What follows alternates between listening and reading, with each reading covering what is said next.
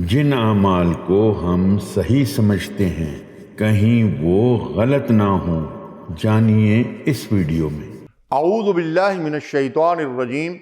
الذین آمنوا ولم یلبسوا ایمانہم بظلم اولئک لہم الامن وہم مہتدون۔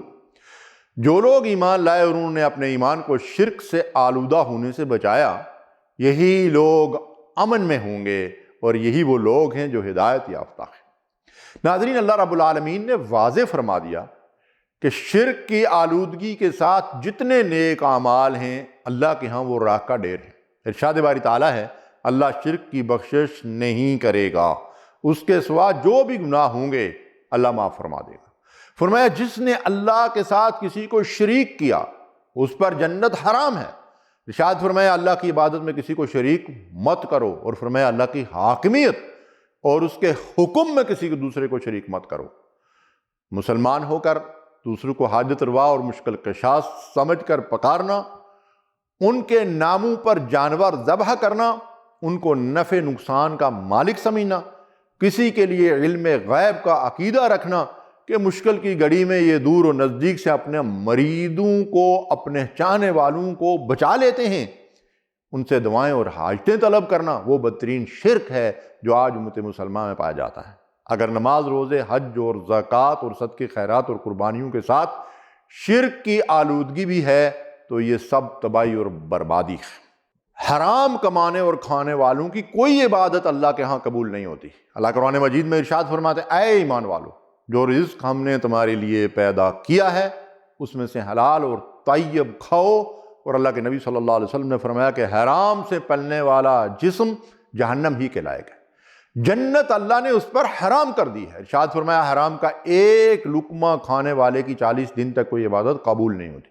حضرت معاذ رضی اللہ تعالیٰ عنہ نے عرض کیا، یا رسول اللہ صلی اللہ علیہ وسلم، مجھے وہ عمل بتائیں کہ میں مستجاب الدعوات بن جاؤں، یعنی میں اللہ سے دعا کروں اور میری دعا اللہ کے ہاں قبول ہو۔ تو آپ نے فرمایا اپنے رزق کو حلال کر لو، تو قبولیت اعمال کے راستے میں ایک بڑی رکاوٹ رزق حرام ہے۔ والدین کو ایذا پہنچانا۔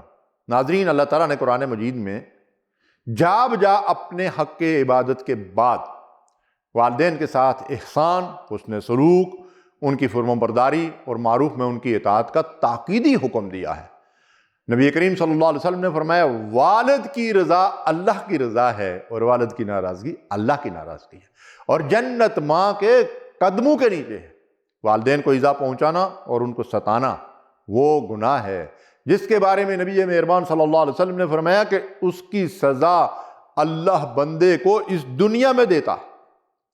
اختصار مطلوب ہے، ورنہ درجنوں واقعات، کچھ آنکھوں دیکھے اور کچھ کانوں سنے، میں آپ کے گوشت گزار کر سکتا ہوں۔ فَاعْتَبِرُوا يَا أُولِي الْأَبْصَارِ، اے دیدہ بینا رکھنے والو، عبرت حاصل کرو۔ والدین اگر زندہ ہیں تو وہ آپ کے گھر میں جنت کے 2 دروازے کھلے ہوئے ہیں، آپ چاہیں تو ان کو خوش کر کے، ان کی خدمت کر کے، ان کو راضی کر کے جنت حاصل کر لیں، یا ان کو ستا کر اور ناراض کر کے اپنے آپ کو جہنم کا مستحق بنا لیں، الیاذ باللہ۔ قطع رحمی۔ اللہ کے نبی صلی اللہ علیہ وسلم نے فرمایا کہ قطع رحمی کرنے والا جنت میں داخل نہیں ہوگا۔ ظاہر ہے اس کے اعمال اللہ کے ہاں قبول نہیں ہوں گے تو وہ جنت میں کیسے جائے گا؟ قطع رحمی کیا ہے؟ رشتہ داروں کے ساتھ معمولی معمولی باتوں پہ تعلقات منقطع کر دینا۔ اللہ کے نبی صلی اللہ علیہ وسلم نے فرمایا جو شخص چاہتا ہو کہ اس کے رزق اور اس کی عمر میں اللہ برکت عطا فرمائے، یعنی اسے دنیا میں خوشحالی، امن، سکون، عافیت نصیب ہو، اسے چاہیے کہ رشتہ داروں کے ساتھ حسن سلوک یعنی صلہ رحمی کرے۔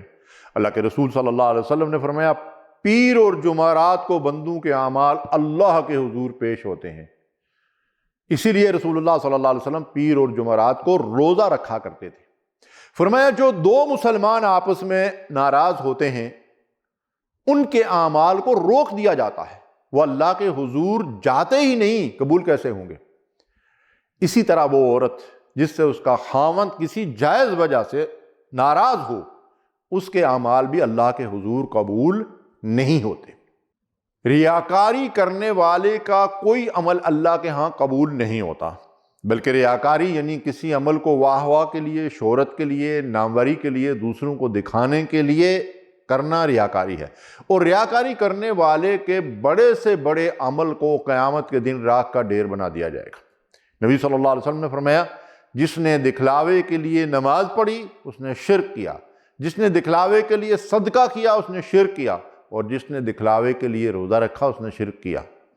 تو اگر دل کے کسی بھی گوشے میں ریاکاری کے جراثیم موجود ہیں تو ان سے نجات حاصل کیجئے، اس لیے کہ ریاکار کا کوئی عمل اللہ کے ہاں قبول نہ ہو۔